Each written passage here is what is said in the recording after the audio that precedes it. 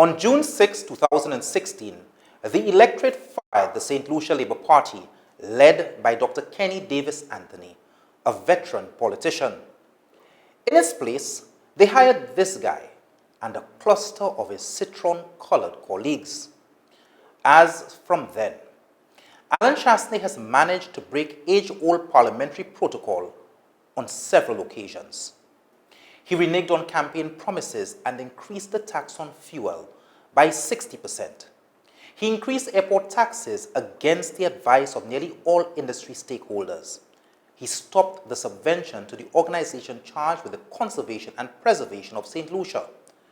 Allen Chastanet has entered what some have defined as the greatest travesty, disguised as the Pearl of the Caribbean, where our sovereignty will be sold at the cheapest price in the world. To his credit, there has been a significant drop in unemployment. Farmers have gotten a 109% financial increase to their sector. 5 new hotel projects have been signed. And the justice system now has the resources to function effectively. And he has managed all of this within his first year in office. For the first time ever, a Prime Minister of St. Lucia sits to have an unscripted interview with Untold Stories, for better or worse. Untold Stories is presented primarily for social transformation. We thrive on producing documentaries and delve into topics which are hardly explored by the mainstream media. Over the years, we have investigated stories 60 feet below the waves, to heart-wrenching accounts of survival against all odds. We have stared death in the face and filmed our subjects from illness to surgery to burial. Our series have managed to stay clear of mainstream politics and the degenerative discourse maligning false accusations and victimization which engendered journalistic work in St. Lucia.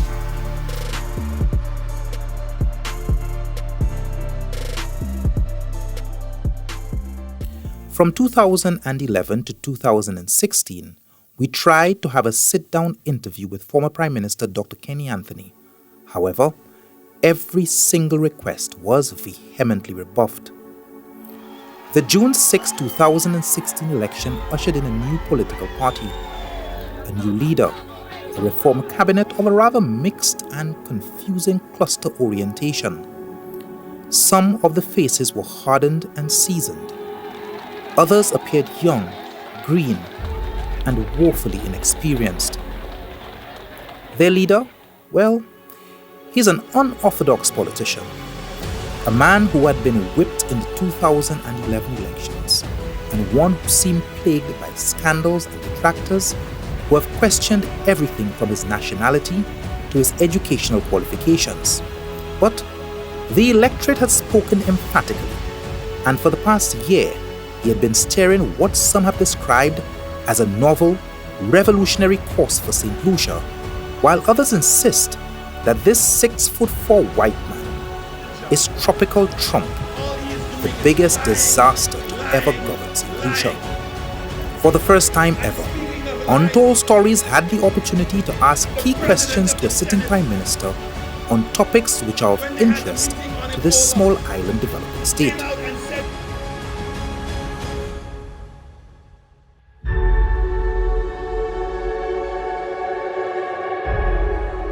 During the course of this interview, Mr. Chastanet, is there any question that I'm not allowed to ask you, or topic that I'm not allowed to question you on? My personal life, my wife, my kids, but everything's on the table. First question, fundamental difference between the United Workers' Party's philosophy and that of the St. Lucia Labour Party? Pretty easy, in that the Labour Party believes in entitlement, and United Workers' Party believes that you have to earn your income.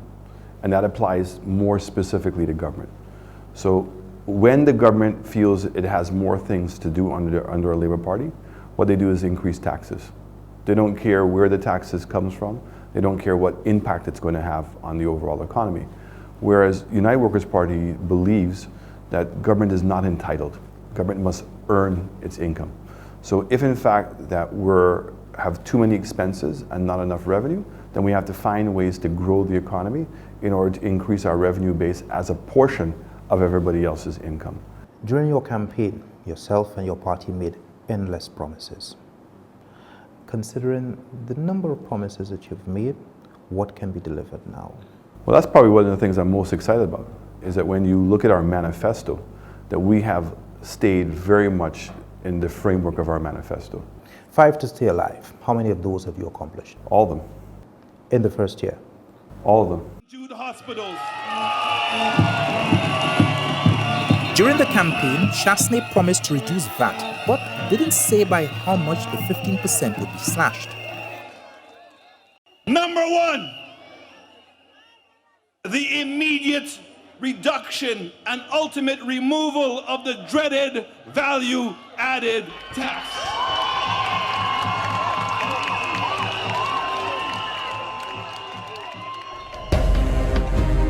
On the 1st of February, 2.5% was shaved off, returning mere pennies to our pockets.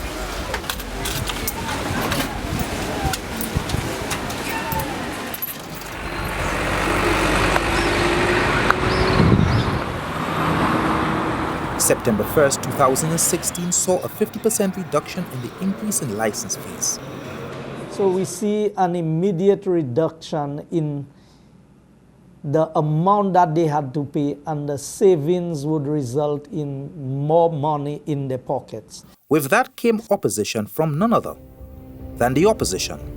I'm not sure what benefit will such a measure give the country. Then there was the doubling of the school feeding program and the school transportation subsidies. There was also the suspension of personal property tax for a period of 3 years, and all that was done within the first year. In the first year, what would you say your greatest accomplishment has been?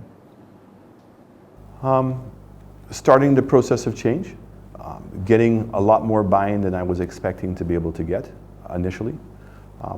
Change is always one of those things that everybody votes for and everybody wants until it impacts them. What were some of the teething problems? The teething problems are always, it's communication. People are skeptical as to whether it can happen. A lot of people can't visualize where we're going to go. So a good layman's example, not everybody can read an architectural drawing. So it's very difficult for some people to look at the lines and see that they're actually walls and actually be able to visualize where the door is going to go and the height of the door, and to be able to conceptualize a drawing. So when we have a manifesto, that's exactly what a manifesto is. It's an architectural drawing. That not everybody can really visualize what that is. And my job and the job of my party is to break that down into smaller components that people can understand. Every administration does some house cleaning upon assuming office. Pillars within the public service are uprooted and shipped to other departments, much to the annoyance and disdain of the opposition. This seemingly unethical practice is the norm, be it from the mighty Uncle Sam right down to the implementation of affirmative action by New Labour in 1997. There are a lot of people who have been planted by the Labour Party who have grown up under the Labour Party's ideology, and as I said, has a very different doctrine to what we're trying to introduce here. And some of those people, I call them saboteurs, not in a negative way, but simply that they hold on steadfast to what their doctrines are, don't trust anything that the government are doing, and it becomes very, very difficult. So you have to go through a process, and the process is you give people a chance to be able to deliver, you give them a chance to be able to change, and if they cannot change, then you have to find alternative ways to get around it. What do you regard as your biggest obstacles to implementing the policies of your government? The biggest one really was money. When we came in, I knew that things were bad. I didn't know that they were this bad. And it was not just bad financially, but the infrastructure of the government, both from a physical perspective and also from a human perspective, were so depleted. Every government adopts what they deem as legacy projects. For the past 20 years, The implementation of universal healthcare, albeit universal health insurance, has been a pie in the sky for successive administrations. 1 year into his term, Chastanet claims to be making bolstered strides. Prime Minister, this universal healthcare story, that song has been sung for the longest while. I have newspaper clips of Emma Hippolyte with the UHC, with Ernie St. Catherine on the cover and Kenny Anthony. I have the sing-song from the Labour administration on universal healthcare in their campaign the last election and the election before that. You are now singing the very same chorus. What's going to be different in these 5 years? Oh, we're not singing the same chorus. Recognize that we have a problem. Recognize that we're not delivering quality health care to individuals, affordable quality health care. And the fundamental difference is that we believe that we believe that we have to introduce a healthcare insurance, meaning that every single St. Lucian must be insured. We put in our manifesto affordable quality health care. There has to be a contribution by the people. The only people that cannot afford to make a contribution are the people below the poverty line, people who are unemployed and were earning an income level below a certain amount, and pensioners earning pensions below a certain amount. They're just not going to be in a position to afford to pay the health care themselves. So that's where government steps in. We pay that portion of it, and then you have the ability now of having a private entity manage your hospitals.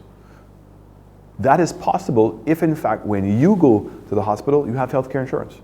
And that one, the hospital is being paid, and two, that you can afford to get proper health care. Brilliant, but what have you done in the last year to forward that? We've been working very hard with the Europeans. They've given us an expert, one in terms of the overall cost of what the business is going to be, an audit of the existing hospitals that we have.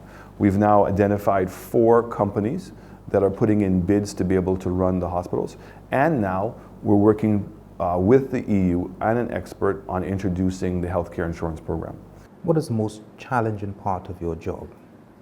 The most difficult part was when we were going through the budget process, and I thought I had my budget nailed down, and when we found out that we had to turn over $800 million in bonds, right? So what had happened is over the years, when the Labour government was in office, they were continuing the borrowing. There was a lack of confidence in the marketplace. And so people stopped buying long-term bonds from St. Lucia. And people now are buying what we call short-term instruments, treasury bills. So the average turnover of our debt went from 10 years to 4.6 years. So it means every 4.6 years, all your debt is becoming due, right? So this year, $800 million. Now that must be taken in the context of what's taking place in the Caribbean. Trinidad is having difficulties. Barbados is having difficulties. There aren't really any shining stars in the Caribbean right now. And every time that we see a shock in the region, it has an impact on the regional bond market.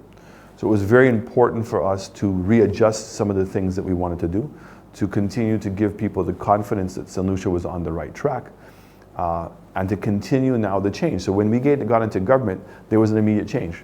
All of a sudden, we were able to attract now longer term borrowing. So our bonds, we oversubscribed on our bonds, and those bonds were on average 10 years in maturity. So we're starting that transition process to get back into a stable area, but that was a huge shock for me. This budget is a deficit budget, is it not? It is. Your minister in the Ministry of Finance said, this will not be a deficit budget. And for sure it is. Why? Because of that exact reason. I mean, at the end of the day, what we realized is that to do the programs that we have to do to create the increase to grow the economy, we had to spend a certain amount of money. When we return, how has the opposition been making life difficult for your new administration?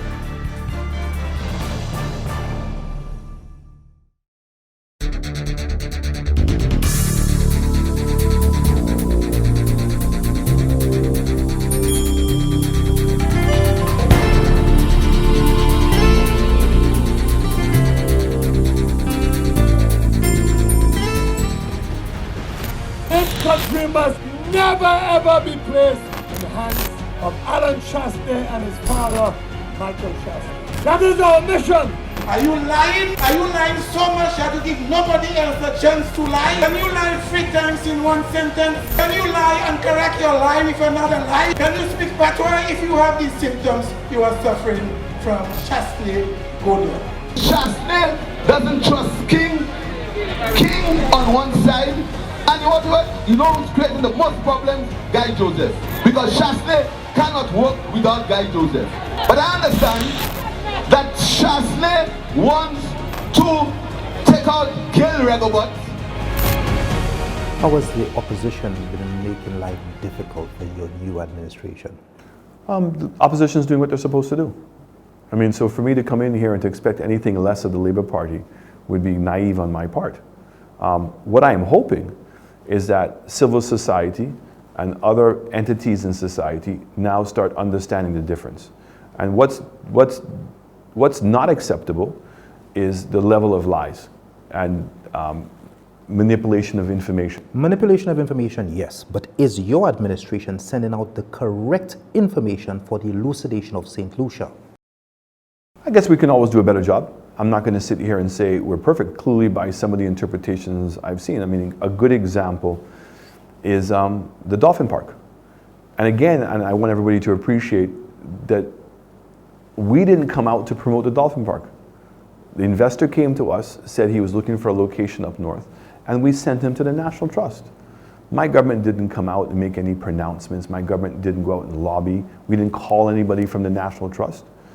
And that's why I called Mr. Tulsi out. So when Mr. Tulsi made a public statement and talking about the degradation of the Pigeon Island, and that they're going to dig this big hole and all this nonsense, as if to suggest that they were going to be building a Miami Sea aquarium type of facility on Pigeon Island, that is what I have a difficulty with. That's the misinformation. Here he is, the head of a major economic development agency in St. Lucia, of which people respect, and that he's giving out that level of misinformation.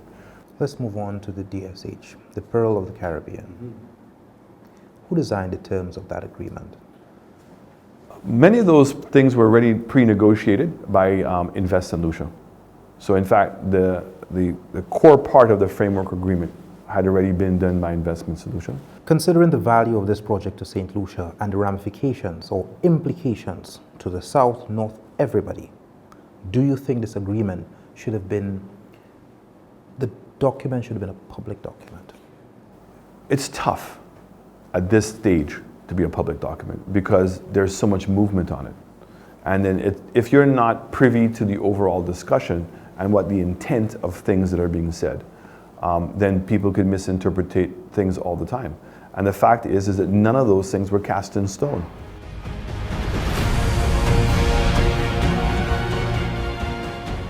And these are crucial words. What is actually being used to fund elections and to personally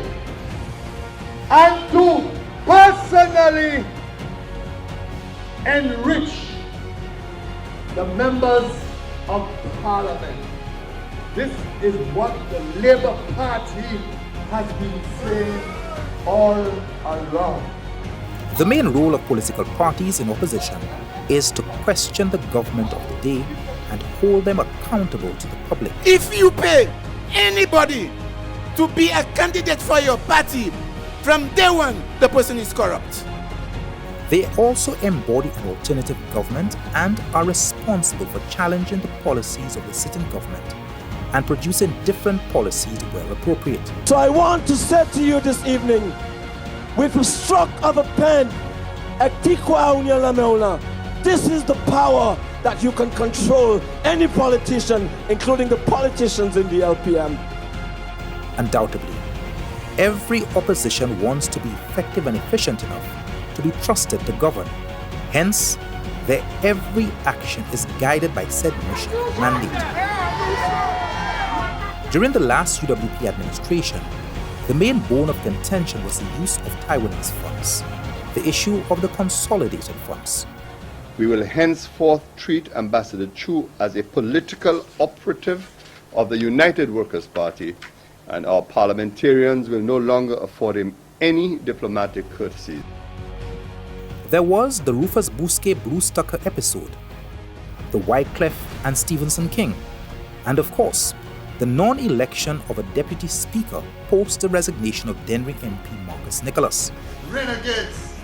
Renegades! Statutory, all you all do is to break the law of the country. statutory instrument number 60 of 2011. Honorable Prime Minister. When it was a turn of the Dr. Anthony administration, UWP sunk into the heart of the Jufali affair. The fact is that our diplomacy has been sold. Just on one fact and one fact alone, the Dr. Jufali has not attended 27 consecutive meetings of the IMO. They spun the news on the implementation of VAT. All adorned in orange, they marched against gas prices, and of course, some of their radicals went toe-to-toe with the status quo. Mr. Speaker, I am reading what's in the contract. You want to come and interpret contract to me in this honorable house? And I'm supposed to sit there and listen to you interpreting contract? Since when your role is to interpret contract in the house? Since when that's your role? But this is the job and nature of opposition, and it has been so from times immemorial. There was even a time when Labour's starboy Mario Michel passionately opposed the introduction of traffic lights in St. Lucia. This is the role, function, and nature of small island politics. 1 year into the Chastanet administration, his Achilles heel and Labour's fuel for opposition is the Desert Star Holding project and its seemingly unorthodox implementation, coupled with the whirlwind of mixed and mostly inaccurate information relating to the sale of St. Lucian passports. There are 4 critical areas under the CIP in which people can get citizenship. One is what we call a donation, so they just make a one-time contribution, which was $200,000. 2 was an investment of $300,000, and that money didn't come to government. That money went into the investment. 3 was the bond, and 4 was what they call an enterprise, which was $3.5 million.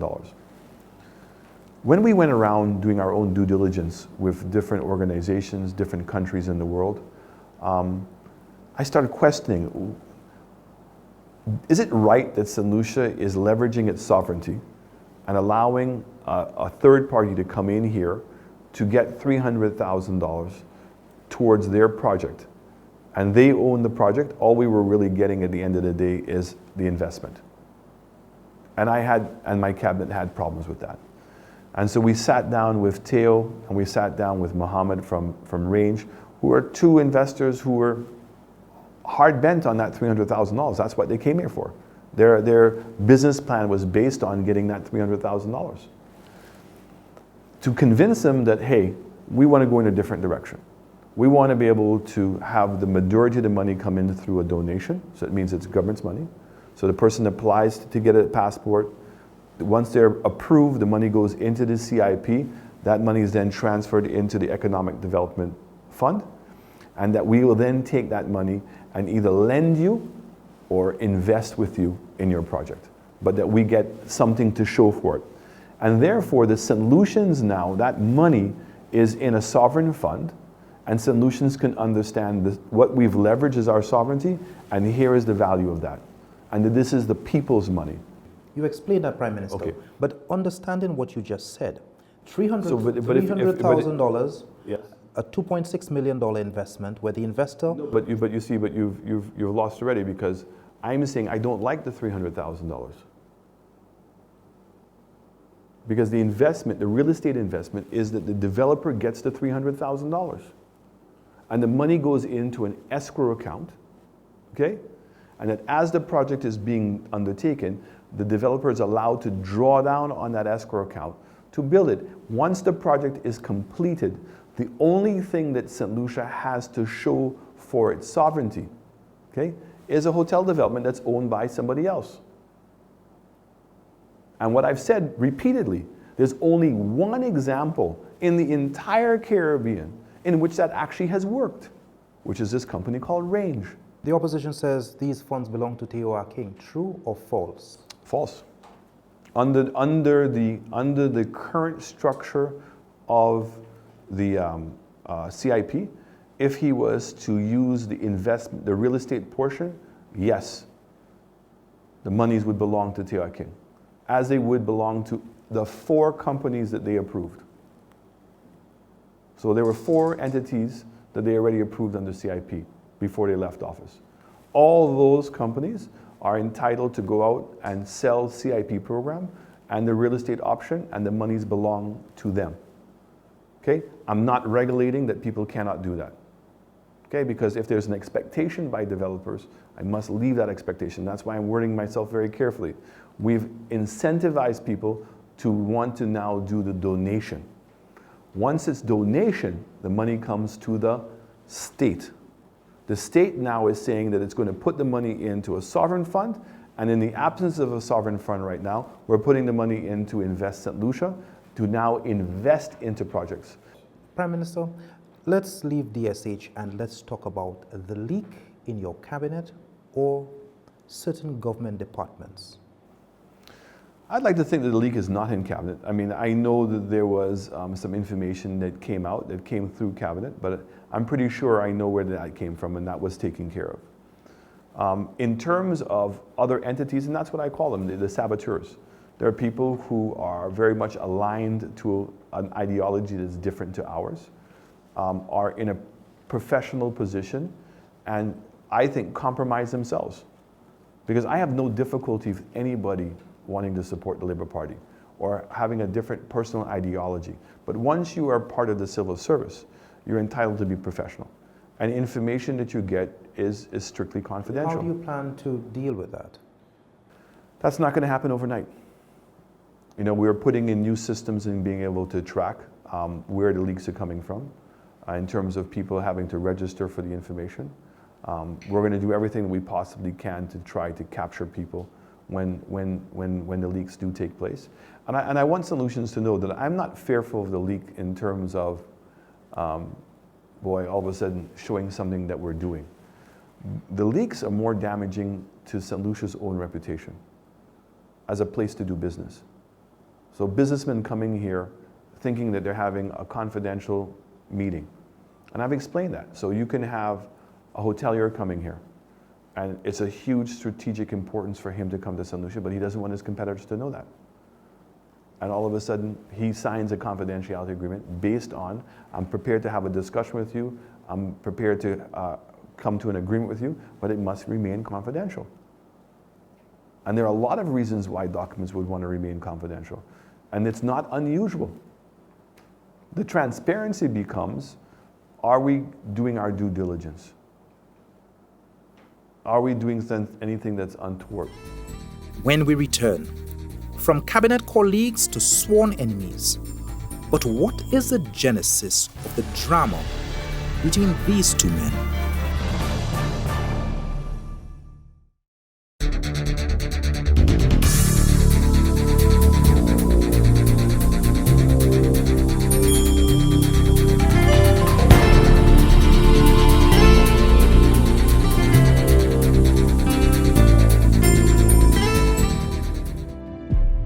Since being elected in 2016, Allen Chastanet has found himself in crosshairs with the local media. I'm embarrassed for you, okay? And I'm ashamed of you as a journalist because it's something that's so easy to be able to rectify.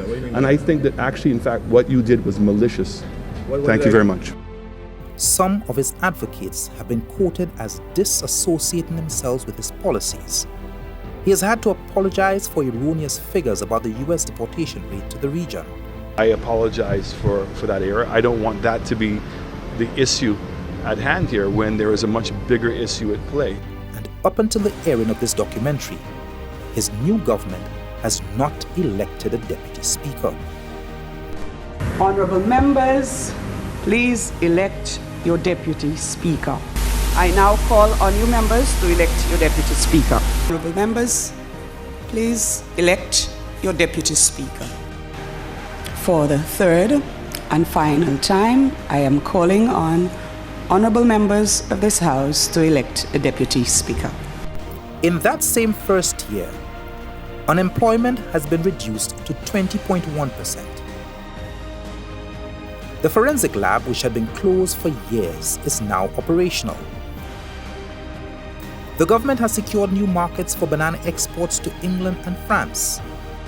A new director of public prosecutions has been appointed. The Canaries Bridge and the Tomaso Bridge are now under construction. The 2017-2018 budget announced a 109% increase in support for the agricultural sector. Chastanet ensured training for all ministers and senior government officials in good governance. Interestingly, St. Lucia's cabinet of ministers is the only one in the Caribbean who is officially chartered directors.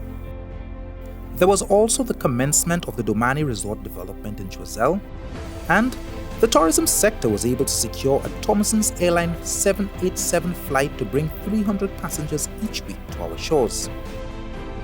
All the while, Guy Joseph and his new best friend Timothy Mangal finally joined forces to commence the Forestier housing development. Despite these accomplishments, the ghost of former political buddies haunt Allen Chastanet every Thursday. I heard Allen Chastanet say something to the effect that he does not have a problem with me and I don't have a problem with him. The rise of, I have to call it, the Richard Frederick phenomenon. This is somebody who has been chasing Allen Chastanet pretty much the very same way that he chased Kenny Anthony, because the records are there. What is the genesis of that tiff between you and the Dr. Richard Frederick? It's really very simple. I mean, Richard keeps on suggesting that I'm the one who kicked him out of the United Workers' Party. And as I've told Richard to his face, the only person who kicked Richard Frederick out of the party was himself. You know, so Richard is a person that he wants to believe what he wants to believe. At the end of the day, he ended up getting into bed with the Labour Party. So the Labour Party gave him a diplomatic passport. Kenny Anthony gave him incentives for his land. And here he is, you know, trying to come across as being independent with a cross to bear against Allen Chastanet. But I said, I have nothing personally against Richard Frederick. I know that the vast majority of people in St. Lucia can see through all of that. And that to me is just noise. I mean, I really don't hear that. I don't take that on. It has no credibility. Yeah. You once led the Orange campaign. What was that about? The Orange campaign was because the Labour Party, I started picking up, were being very inconsistent in how they were applying the gas tax. So when we were adjusting the tax every 3 months, it means at the beginning of the 3 months, you have to kind of guess where you think the gas prices are going to go, because that's going to be the gas price for the next 3 months. And consistently what it was showing is that Labour Party at the end of the 3 months was making anywhere between $2.50 to $3 more in taxes than they were claiming to be. Prime Minister, all that being said, you have now said that the excise tax is going to increase by how much? $1.50. That's 60%. The same person who led the Orange campaign. And absolutely, and they're both consistent, because the Orange campaign was not about a gas tax, okay? It was about the fact that they had a gas tax and they were lying to people, and nobody knew where the money was going. And I remember very clearly saying to Kenny Anthony, if you want to put the tax on, put it on, and tell people where the money is going. Now, I've inherited a situation in which we're saying it's going to be about $500 million to fix up the roads. And it becomes a trade-off. Do people want to pay lesser in gas tax and more in car maintenance, or vice versa? And Kenny said something that was very, very apropos in the House. He said the difficulty with execution and implementing projects is when you have to depend on bonds, because you don't know how much bonds you're going to get. So therefore, your project may not be implemented. By now putting the tax on, putting it into a sinking fund, we now can go out and borrow money on the basis of that revenue. And that means that I will now be guaranteed to have the money to go and fix the roads. You are Minister of Job Creation. From June 6, 2016 till now, over 1,000 people have been put on the breadline. by the stroke of your pen? You're talking about NICE. The caretakers have stayed. And let's understand what the rest of the part of the project was. It was a project to give people job experience. That's what the NICE program was set up to do. So you had now people, the same people who had been given a contract for 3 years in a row. Why shouldn't it be other people who are getting that benefit? It was never intended to be a long-term employment agency. So what we have done now is we've taken that funds, we've now gone to Ojo Labs, and we're going to be going to other businesses to say, we're prepared to pay the salary, subsidize the salary on a solution for a period of time for them to be able to get their foot into with the idea that you're going to be fully employed. So in the case of Ojo Labs, this is a company that existed in St. Lucia before, operated under the name of Yodel, had 150 people employed. The company was a public company, it was sold, and Yodel decided to move that call center to Nova Scotia. The individual that was there, a guy called David Rubin, I was up in Dallas to meet with American Airlines, and I decided to go down to Austin, because that's where his offices were. And I said, hey David, you know, you've left St. Lucia, I know you still own a place in St. Lucia. Is there an opportunity for us to do business? He said, well, you know, we've opened up this new company, and the new company is using artificial intelligence to support a call center. So what happens is it's going to be in the real estate market. So if you're driving and you stop your car and you see a building, a house that you like, you take a picture of it, the software identifies the address, okay, and then gives you all the details of that house. How big it is, what the mortgage is, not the taxes are, what are the schools that are nearby. You can then ask the software questions, and it keeps on providing you with information. They're going to now be putting in a support center for this technology. And I said, would you consider doing it in St. Lucia? So he said, well, we're about to do it in Austin. Here are the incentives that we're getting from the state of Austin. If you can match these, then my preference would be to do it in St. Lucia, because I understand what it is. So we agreed to build out the facility for him, which is about $4 million. But the facility is going to be of the same quality of the facility in Austin. If in fact that they walk away from the project, I have a built-out facility which I can go after another company to come in, because call centers are a hot commodity today. I agreed to pay for his company, Ojo Labs. For the first 6 months, we'll pay $1,000 for the St. Lucians that are working there. And for the next year, we'll pay $500 a month. Now, that's not the full salary. He's paying 2/3 of the salary, we pay 1/3. And then as the time goes by, his portion gets larger, and then after 18 months, he pays the entire salary of the individual. Coming up, I asked the Prime Minister about the ill-fated wind farm project and his plans for this $180 million heap of concrete.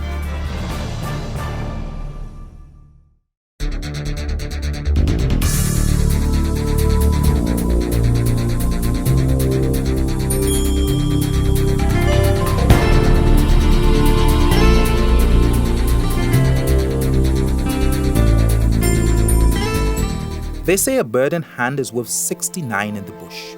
When Wintex Energy reluctantly walked away from a joint venture between themselves and the St. Lucia Electricity Services to develop a wind farm which would be capable of supplying over 19,000 homes with electricity harnessed from wind energy, it was a blow to the island's renewable energy program and strides which the Ministry of Sustainable Development had been making over the years. Your attaché is looking at me, so I know very well that my time is up. However, I am going to steal some time to ask 3 final questions. Wind farm. Brilliant project. Lucia and the wind farm investor have been working for quite some time. Then the news item comes out that your government is not minded to continue this project. Why? And you know, that's not true. Prime Minister, you said these words. No. Prime Minister, I have the clip. Your government is not minded to continue with this project. On the basis of what? Prime Minister, these were your words. I said that we are not minded to proceed on the project if it causes us to do a compulsory acquisition of the land. See, that's the part that everybody wants not to understand. The developer came. He's not even the majority partner in this project. and made a presentation to Cabinet and said that in order for this to work, they've tested the land, but the land is privately owned, and they wanted government to do a compulsory acquisition in order to expedite the project. Mind you, the former government agreed in principle to do that. Okay? He said that the land has no value. So we said, but wait a second. If it has no value because it has snakes and everything else, it makes it the ideal piece of land for a wind farm.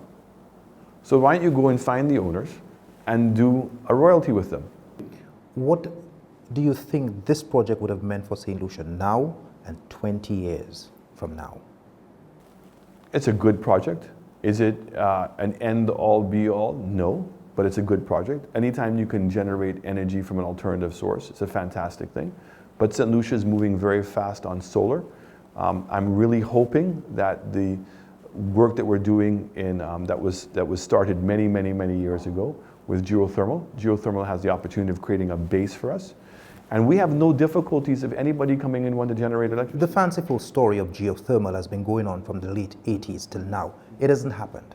Apart from Dominica, nobody else has been able to do it properly. So that being said, the question is, Prime Minister, the question is, was this a case where you were knocking out a project that you did not come up with, as with the Labour Party knocking out other projects that they did not implement from the onset? Absolutely not. Totally not true. And the government will happily continue the project, but the Cabinet is not minded to do a compulsory acquisition of St. Lucian's lands. Prime Minister, $118 million later, we do not have a St. Jude hospital. Under your watch, tell us exactly what is going to happen and when the people of the South can have some reprieve. Well, Minister Guy Joseph is the one that's taking the lead on that. The audit that was done was a technical audit, and I want to be very clear, it was not a forensic audit, it was a technical audit. The technical audit obviously brought up a lot of things that we're going to have to investigate, but it was very sad to see no planning approval, that there didn't seem to be a consistent plan, and a lot of the buildings that were built were not of spec. Prime Minister, 2017, during your term, what can we expect? How soon? So the minister has indicated that we want to try to open up the hospital as quickly as possible to be able to get the people out of the stadium. But forgive me, Prime Minister, St. Lucians are watching and they have heard this story and endless tours. Every other government official, including you, has been on a tour of St. Jude. We've waited from 2009 till 2017, $118 million later, and you as Prime Minister tell us the very same thing that Kenny Anthony told us in the first year he came in. Tell us now, give us an idea of time frame. The time frame, the minister has said he's hoping to be able to get in by the end of this year. And he said, but don't hold him to it. If it's not at the end of this year, it'll be very close to that. But again, I want to be very clear that we're only talking about being open with 70 rooms. So this ambitious plan that the former Prime Minister had is not going to happen, at least in the beginning. And after the litany of gentle questions, we thought it only fair to allow the leader of government business 90 seconds to speak directly to all St. Lucians. It has been a difficult year, but we have achieved many milestones in laying the foundation for the way forward. The budget was a tough, grueling process, and a process that is going to continue requiring people to change. I'm very grateful to the private sector, to the Manufacturing Association, to the Chamber, to the Federation, all the different entities that worked with us during the budget process. I think it was the first time where it became a budget that was inclusive of the key stakeholders in St. Lucia. In terms of this year coming, I'm very excited. Because of that framework that we've laid down, it gives us the ability now to execute. We have several hotel projects that have announced their intentions to invest in St. Lucia. Within the next year, work will begin on those projects. We've now put down the gas levy to be able to improve the quality of roads in St. Lucia. So we're now going to try to secure a loan to make that happen as quickly as possible. I'm very excited with what we're doing in education. I'm very excited with what we're going to be able to do with the healthcare insurance, to be able to bring relief to thousands of people who don't even go to the doctor because they can't afford to go to the doctor. I'm very excited about our after-school program. So this year is the year of starting a lot of new major projects, finalizing the details of them, and that we can now make sure that well before the 5-year term, that Solutions will have a very clear idea of what my government and my cabinet have been able to achieve. A visionary is a person with original ideas about what the future will or could be like. A leader marries that vision to practicality to see the idea to fruition. Detractors and the opposition have an important role to play in shaping the practicality and value of said vision in the interest of the nation. History has tattooed examples of vision, detraction, and results in the last 30 years.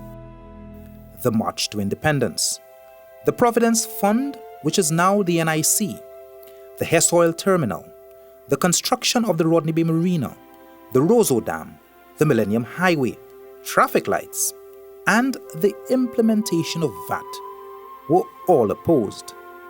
Yet today, St. Lucia is better for it. Time, information, consensus, and transparency are the antidotes to opposition.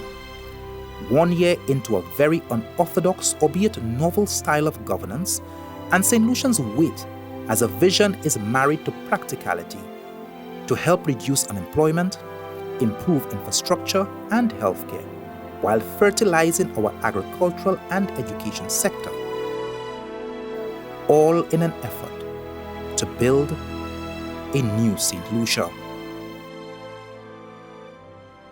Prime Minister, why did you agree to this interview? Considering your predecessor refused to have an interview with me, why did you agree to this interview with Untold Stories? You know, at the end of the day, Deal, it's about information. There's nothing that we're doing that I'm embarrassed about or that I can't defend. Do I expect that everybody is going to agree for everything? No. But every opportunity that I can have to meet different journalists, they can ask things from a different perspective, because I don't say I know every perspective. Right? If I did, I'd be a superhuman. So the opportunity to be able to espouse my government's policies, its positions, and hopefully elucidate more solutions about what we're doing, I always welcome that opportunity, and I thank you. Thank you. Could go on and on, the fool has never been told. Could go on and on, the fool has never been told. Could go on and on, the fool has never been told. Could go on and on, the fool has never been